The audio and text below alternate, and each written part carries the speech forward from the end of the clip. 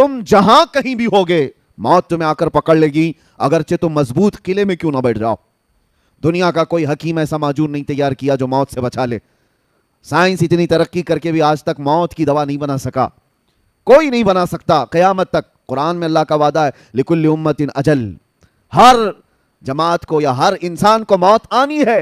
इदा जा अजलुहुम फला यस्तअखिरून साअतन वला यस्तक़दिमून, जब वो अजल आ जाए, जब वो वक्त मुकर्रर आ जाए, तो अल्लाह ताला कुरान में फरमाता है एक सेकंड ना पहले आएगी ना बाद में आएगी। वो वक्त मुकर्रर सबका है। अचानक हमारा भी ऐलान हो जाएगा कि वो दुनिया से चले गए, इंतकाल कर गए।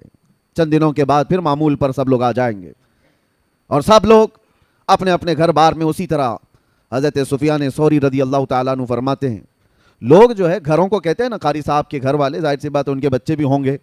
कितनी बड़ी आफत आई उनके घर पर, अचानक बाप चला गया और बच्चे यतीम हो गए। घर कैसे चलेगा, बच्चियों को कौन देखेगा। घर वालों की सोचते हैं, सही बात है, लेकिन बुजुर्गों का सोचना कुछ और ही था।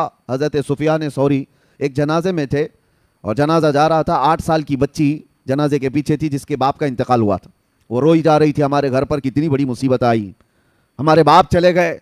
हज़रत सुफियान सौरी ने उस बच्ची को देखकर जवाब दिया, बेटी तुम्हारे घर पर नहीं, जो तुम्हारे बाप पर मौत वाली जो मुसीबत आई है, इससे बढ़कर कभी कोई आ ही नहीं सकती। मौत ये ऐसी आजमाइश और ऐसी मुसीबत कि इससे बड़ी कुछ नहीं। तुम लोगों का क्या, घर वालों का, कल फिर खड़े हो जाओगे। 2 दिन खाना नहीं बनेगा, 3 दिन नहीं बनेगा, फिर खाओगे। मौत इंसान के लिए सबसे बड़ी मसाइब की, आजमाइश की एक ऐसी बादशाह का नाम है जिसके मुतालिक हज़रत सुफियान सौरी फरमाते हैं कि अपने बाप से पूछो कि कितनी बड़ी मुसीबत आई। मौत इसको हल्के में मत लो, आसानी पे मत लो। और जब दफन करके आ गए दूसरे दिन, वो कब्रस्तान गए थे। हज़रत सुफियान कब्रस्तान गए हैं और वही बच्ची कब्र के पास बैठी रो रही है और क्या कह रही थी अपने बाप से कि अब्बा जब आप बीमार थे तो बिछोने में बिछा देती, ओढ़ने में ला के देती, आपको भूख लगती खाने में लाती, दवाइयाँ मैं पिलाती। कल की रात कैसी गुजरी आपकी, कौन बिस्तर पूछा, कौन ओढ़ना पूछा, कौन दवाइयाँ और कौन खाने पूछा। ये अपनी बच्ची के जज्बात थे जो अपने बाप से कब्रस्तान में कब्र के पास बैठ करके वो यूं मुनाजात कर रही अपने अल्फाज से। हज़रत सुफियान सौरी पीछे से सुन रहे थे। उन्होंने कहा, बेटी ये पूछ अपने बाप से, ये मत पूछ कि बिस्तर कौन दिया, ओढ़ना कौन दिया, दवाई कौन दिया, खाना कौन दिया। ये दुनिया ख़त्म हो गई। उनसे अब ये पूछ, हमने जो कफन दिया था फरिश्तों ने उसे बाकी रखा या ख़त्म कर दिया। ये पूछ अभी कि हमने नहला करके भेजा था, कहीं उस पर अल्लाह ने बिच्छू और सांप तो नहीं छोड़ दी। हमने खुशबुएं लगाई थी, पेट के फटने के बाद ताफुन और बदबुएं तो नहीं फैल गई। ये पूछ अब मुर्दे से। मेरे अजीज़ों, बाद की जो मंजिल है, हज़रत उस्मान गनी रदी अल्लाह तआला अन्हु खुलफाए राशिदीन में 3रे नंबर पर, आप जब कब्रस्तान जाते थे इतना रोते थे कि उनकी दाढ़ी से आंसू के कतरे गिरने लग जाते थे। आपके गुलाम वो कहते कि हज़रत उस्मान गनी से कि जब भी आप कब्रस्तान के पास आते इतना क्यों गम करते, इतना क्यों रोते। वो कहते कि यही एक मंजिल है जिससे बंदा निकल गया तो सब में निकल जाएगा, यही वो मंजिल है। कब्र को आज लोगों ने हल्के में लिया है। और मुंबई वालों का क्या है, 6 महीने के बाद कब्रें खुद जाती हैं, तुम्हें तो और बड़ी इबरत की बात है। देखो निकलने के बाद कैसी हड्डियां वहां निकलती हैं। वो वक्त के बड़े बड़े ताकतवर शोरमा लोग हैं, बड़े बड़े पैसे वाले लोग हैं, जो बड़ी बड़ी गाड़ियों में घूमने वाले लोग हैं, जिनके घुटने से लेकर टखने तक की हड्डियां कब्रों में बिखरी मिलती हैं। जब जब कब्रों से मट्टियां निकाली जाती हैं, क्या आप नहीं देखते सूखी खोपड़ियां बाहर आती हैं? वो किसकी हैं? वो भी अपने वक्त के बड़े बड़े ताकतवर लोग थे, उम्दा कपड़े पहनने वाले लोग, उम्दा घरों में रहने वाले लोग, बहुत बड़े बड़े महल्लात में रहने वाले लोग भी थे। उनके जिस्म गला दिए गए, सब खत्म हो गया। रसूल करीम सल्लल्लाहु ताला अलैहि वसल्लम ने हज़रत अबू हुरैरा को दिखा करके फरमाया था, एक गड्ढे के पास जहां मुर्दों की बहुत सारी हड्डियां पड़ी थी, मेरे आका सल्लल्लाहु अलैहि वसल्लम ने फरमाया कि अबू हुरैरा जानते हो ये वो लोग हैं जो उम्दा सवारियों पर सवारी किया करते थे, बहुत उम्दा लिबास में घुमा करते और उनके खाने बड़े उम्दा थे, लेकिन आज ये ताफुन का शिकार हैं, कीड़ों की ग़िज़ा बना दिए गए। ये इंसान को ये बातें इसलिए बताई जाती हैं, और ख़ास तौर पर आप सबको मेरे अजीज़ों मुसलमानों को, कि जब बंदे को अपना आखिरी सफ़र याद होता है तो गुरूर और घमंड में कभी नहीं आना। जब अपने अंजाम मालूम होते हैं तो किसी से क्या लड़ाइयाँ झगड़े। जा करके देखो वो कब्रस्तानों में जिनके 40-40 साल से बातें बंद थी, अब तो वो करीब में पड़े हुए हैं एक दूसरे के, वहाँ कोई झगड़े नहीं है, किसी की आवाज़ नहीं आती कब्रों के पास। यहाँ पड़ोसियों के रोज़ झगड़ों की आवाज़ें। ये अंदाज़ा कर लो कि जाने के बाद खामोश सालों नहीं सदियों तक शायद सोना पड़ जाए। तो यहाँ पर इन घरों में जो हालात पैदा हुए हैं हमारे, हैरत की बात है, हम सफ़ों में खड़े होते हैं और बाहर जाकर एक दूसरे को सलाम तक नहीं करते, एक दूसरे के मुसाफे भी ख़त्म हैं। یہ جو نفرتوں کی دیواریں ہیں، انسان کو اگر اپنا آخری مقام معلوم ہو کہ سب چھوڑ کر کے تو جانا ہے مجھے. اور آپ کو بتاؤں، حضرت ابو ہریرہ رضی اللہ تعالیٰ عنہ فرماتے ہیں دنیا کی ایک ایسی چیز ہے جس کو ایکسپلین نہیں کیا جا سکتا. یعنی جنت بتائی جا سکتی ہے کیسی ہے، حدیثوں میں معلوم ہے. حضور صلی اللہ تعالیٰ علیہ وسلم دیکھ کر کے آئے تھے، بتائے میرے آقا نے. جہنم کے مناظر بتائے گئے ہیں کہ کیسے کیسے عذابات ہیں، بہت ساری چیزیں، قبروں کے حالات بھی بتا دیے گئے. لیکن حضرت ابو ہریرہ فرماتے ہیں ایک چیز ایسی ہے جس کو ایکسپلین نہیں کیا جا سکتا، وہ موت ہے. وہ کیسے انداز میں آتی ہے؟ کیونکہ جس نے چکھ لیا وہ بتانے کے لیے آیا نہیں. السلام علیکم ورحمۃ اللہ وبرکاتہ. میرے پیارے اسلامی بھائیوں، آج ہم لوگ ایک ایسے موضوع پر بات کرنے والے ہیں جسے دنیا کا کوئی انسان بچ نہیں سکتا، وہ ہے موت. اللہ تعالیٰ قرآن کریم میں ارشاد فرماتے ہیں کل نفس ذائقۃ الموت، یعنی ہر جان کو موت کا مزہ چکھنا ہے. میرے پیارے اسلامی بھائیوں، دنیا میں انسان بہت سارے خواب دیکھتا ہے. کوئی گھر بنانے کا سوچتا ہے، کوئی پیسہ کمانے کا، کوئی اپنے بچوں کے مستقبل کا. لیکن اکثر ہم ایک چیز بھول جاتے ہیں اور وہ ہے اپنی موت.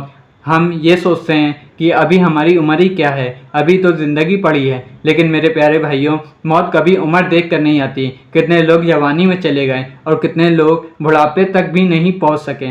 اور کسی کو موت گھر میں آتی ہے، کسی کو سفر میں، کسی کو بیماری کے بعد، کسی کو بالکل اچانک. لیکن موت کا وقت اللہ تعالیٰ نے مقرر کر رکھا ہے. قرآن ہمیں بتاتا ہے کہ جب کسی کا مقرر وقت آ جاتا ہے تو اسے ایک پل کی بھی مہلت نہیں ملتی. سب سے بڑی بات یہ ہے کہ ہمیں اپنی موت کا وقت نہیں پتہ. ہمیں نہیں معلوم کہ ہم کل صبح اٹھیں گے یا نہیں. ہمیں نہیں معلوم کہ اگلے ہفتے ہم زندہ ہوں گے یا نہیں. اس لیے میرے بھائیوں، نبی کریم صلی اللہ علیہ وسلم نے موت کو یاد کرنے کی تعلیم دی ہے. ایک حدیث میں نبی کریم صلی اللہ علیہ وسلم نے فرمایا کہ لذتوں کو توڑ دینے والی موت کو کثرت سے یاد کرو. یعنی انسان جب موت کو یاد کرتا ہے تو اس کے دل سے دنیا کی غفلت کم ہوتی ہے اور اس سے اپنی آخرت کی فکر ہونے لگتی ہے. میرے بھائیوں، ذرا سوچئے، اگر ہمیں آج پتہ چل جائے کہ کل ہماری موت ہے تو ہم کیا کریں گے؟ ہم فوراً توبہ کریں گے، ہم نماز پڑھیں گے، قرآن پڑھیں گے، لوگوں سے معافی مانگیں گے اور اللہ کو راضی کرنے کی کوشش کریں گے. میرے پیارے بھائیوں، موت کا سب سے بڑا سبق یہ ہے کہ کل ہمارے ہاتھ میں نہیں ہے. ہمارے پاس جو وقت ہے وہ آج ہے. اس لیے جو نیک کام کرنا ہے آج ہی کرنا ہے، جو گناہوں چھوڑنا ہے وہ آج ہی چھوڑنا ہے، جس سے معافی مانگنی ہے آج ہی مانگنی ہے. ہم دنیا میں کتنا بھی پیسہ کما لیں، موت کے وقت ایک روپیہ بھی ساتھ نہیں جائے گا. بڑے بڑے محل پیچھے رہ جائیں گے، گاڑیاں، دکان، زمین اور بزنس سب یہیں رہ جائے گا. میرے پیارے اسلامی بھائیوں، کبھی قبرستان سے گزرو تو صرف یہ مت سوچو کہ یہاں فلاں شخص کا دفن ہے. ایک پل کے لیے یہ بھی سوچو کہ ایک دن میری جگہ بھی اسی قبر میں ہوگی. آج ہم کسی کی جنازے میں جاتے ہیں، آج ہم کسی کو کاندھے دیتے ہیں، آج ہم کسی کو قبر میں اتارتے ہیں. لیکن ایک دن ایسا بھی آئے گا جب لوگ ہمیں کاندھا دیں گے اور ہمیں قبر میں اتار کر واپس چلے جائیں گے. اس وقت نہ ہمارا موبائل ہوگا، نہ ہمارے پیسے ہوں گے، نہ ہمارے دوست ہوں گے، صرف اللہ اور ہمارے اعمال ہوں گے. اس لیے میرے بھائیوں، موت سے پہلے اپنی زندگی کو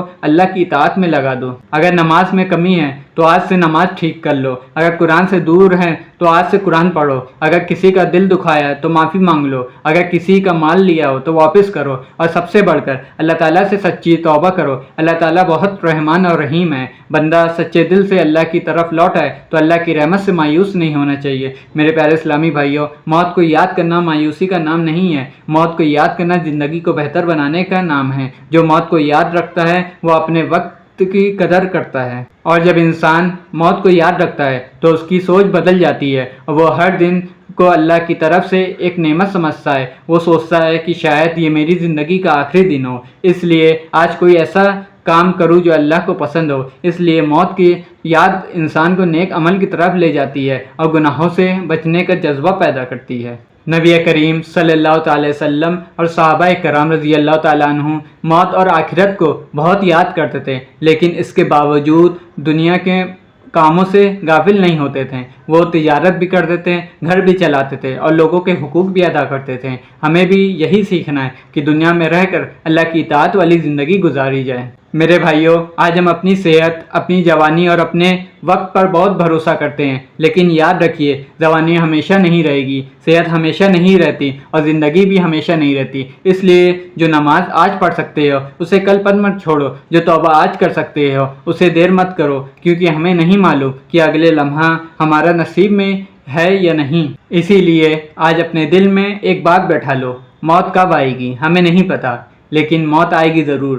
اس لیے موت کی تاریخ جاننے کی فکر مت کرو، بلکہ موت کے لیے تیار رہنے کی فکر کرو۔ یا اللہ ہمیں موت سے پہلے سچی توبہ نصیب فرما، ہمیں نماز کا پابند بنا، ہمیں قرآن اور حضور صلی اللہ تعالی وسلم کی سنت سے محبت عطا فرما، ہمارے گناہوں کو معاف فرما۔ یا اللہ جب ہماری موت آئے تو ہمیں ایمان اور کلمہ نصیب فرما، ہماری قبر کو روشن اور وسیع فرما، قیامت کے دن حضور صلی اللہ تعالی وسلم کی شفاعت نصیب فرما، اور اپنی رحمت سے جنت الفردوس میں اعلیٰ سے اعلیٰ مقام عطا فرما۔ میرے پیارے اسلامی بھائیوں، امید کرتے ہیں آپ لوگوں کو ویڈیو پسند آئی ہوگی۔ اگر ویڈیو پسند آئی ہو تو ویڈیو کو لائک کر دیں اور چینل کو سبسکرائب کر دیں۔ تو ملتے ہیں اگلی ویڈیو میں۔ السلام علیکم ورحمۃ اللہ وبرکاتہ۔